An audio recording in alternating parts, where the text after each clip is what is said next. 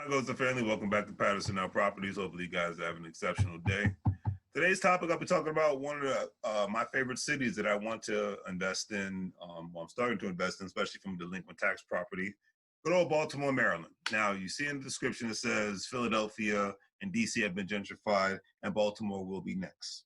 Because with all the cities being gentrified, no matter what state one resides in nowadays, if one lives near a waterfront, downtown, or in a downtown area of a major city, 9 times out of 10, the rents are high and the cost of homes are going up all at the same time. Okay, and the rent is going up all at the same time. Even when a major city seems to be depressed economically, the well-to-do class slash corporations find a way to revamp the look of the outcome of the city within 5 to 10 years time frame. Now, and you have a lot of, even to this day, you still have a lot of foreign investors coming to the United States, and they're bringing cash money and they're buying up real estate like you wouldn't believe. And that's been happening for the last 2 decades and whatnot. And it's going to continuously happen because if you got the cash, and you get the pass.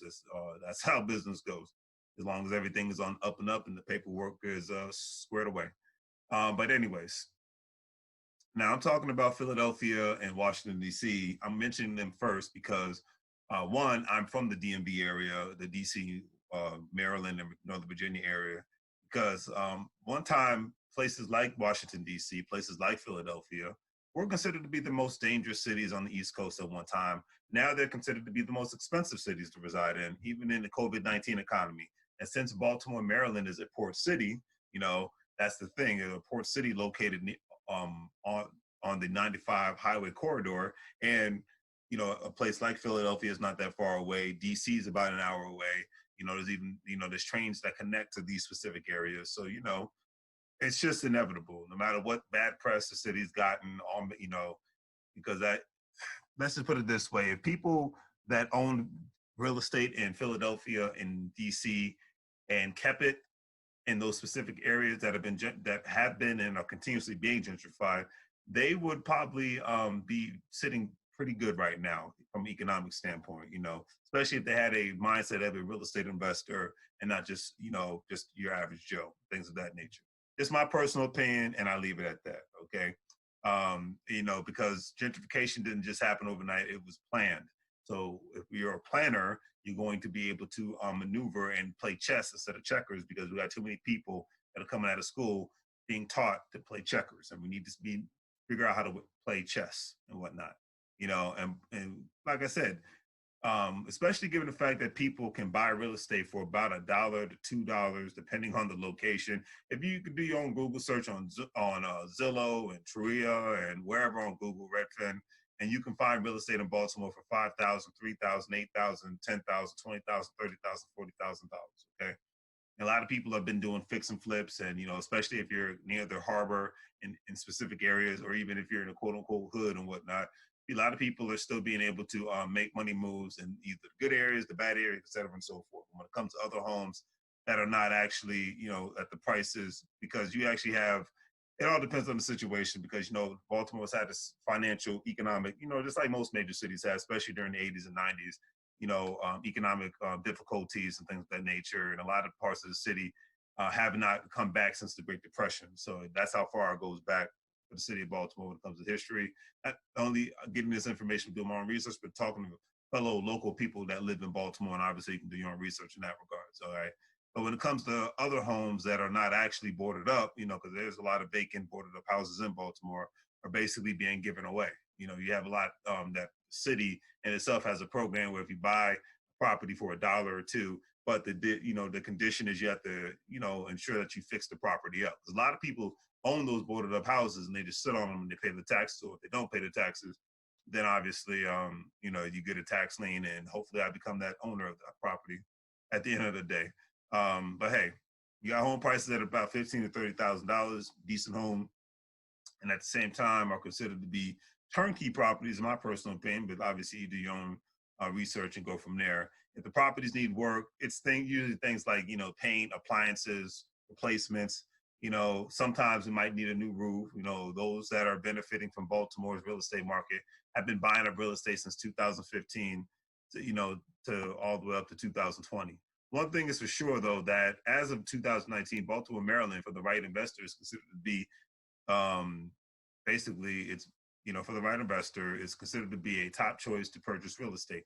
One thing that I did not know is that the city of Baltimore has the largest population in the state of Maryland. Did not know that. Grew up next door to the state of Maryland my whole life. I did not know that. Baltimore has a diverse economy, which is always a good thing for investors such as public, private sector, education, health professional services, trade, transportation, and others. Another reason why real estate investors may be interested in purchasing properties here is because rental demands within Baltimore are, as of 2019, at an all-time high. And if you're obviously a real estate investor and you want to be a landlord, having a high demand of people that need to rent places is always a good thing for you, because then you shouldn't have vacant properties that long, which in my personal opinion makes it a great place to buy. And lack of tenants shouldn't be a problem. And another great thing is that affordability makes it much more better, market to invest in. One can purchase multi-units and apartments between 2,000, sometimes some instances 100 some thousand, but 257K to $360K, which can open the door for financial freedom. Another beautiful thing, also, if one owns the property outright, meaning you don't have a mortgage, you just got to worry about the maintenance, the property taxes, and the insurance. Then the problem of having vacant tenants isn't that big of a deal. Also, there's a high number of HUD Section 8 housings where the monthly payment is guaranteed. Here is some, and like I said, for me, if you know your money is getting guaranteed by the government, that's a beautiful thing. Two, if you know that you don't have to worry about paying the mortgage, that's even better. So it's more cash flow for you at the end of the day. All right. But we're going to go over some numbers when it boils down to it. Average traditional rental income could be between $900 to $1,500, depending on the area. Traditional cap rates are 2.4%. Average Airbnb is a big thing, especially in major cities. Average Airbnb rental income is about $2,270. Average Airbnb cap rate is 3.2%. Airbnb occupancy rate can be up to 53.1%. Okay. And Airbnb is a very big thing in major cities. I mean, heck, you look at a city like Miami, half of downtown Miami in those specific areas are being utilized for Airbnb. Most people don't that's becoming a big thing in major cities. Most neighborhoods are becoming vacant and just utilized for Airbnb purposes, and they're not being utilized for people to actually live there on a regular basis. All right. There's a couple of places that are considered to be up and coming in Baltimore. If you want to know where the cheapest areas are, definitely Google them, because they're not that hard to find the right properties and whatnot. You got places like Washington Village, median home property price is $138,000. I don't think that's bad whatsoever. Patterson Place, median property price can be up to $183,000. I don't think that's bad. All right. Now, Patterson Park obviously must be a little bit more of a snooty area. I'm just kidding. But the median property price is about $200,000. All right. And where else? You have McElderry Park, which is about median property price is about $120,000. So it just depends on what works for you. Those are the nicer areas. Like I said, if you actually check out, they have a lot of apartments and whatnot and multi-units for sale in Baltimore. Or if you just want to get yourself a single house, a lot of times you can get a decent one for $35,000, $40,000, $50,000 turnkey property. And some banking institutions will actually give you a loan as long as it's no less than $30,000. So depending on the situation, check into it. Remember that that these are considered to be well-to-do areas too, the ones I just went over. If one wants to invest in Baltimore, you can purchase properties in lower income areas for cents on the dollar, especially given the fact that with a budget of $30,000 to $60,000, or even a budget of $15,000 or $20,000, one can get two to three properties and make them cash flow with the right mindset, with the right team, with the right hustle, with the right vision. All right. It's all about what you want to do, family. All right. So do the great three free things: like, share, and subscribe. If you are interested in selling your property within the DMV area, I am a wholesaler and I am here to serve you. All right.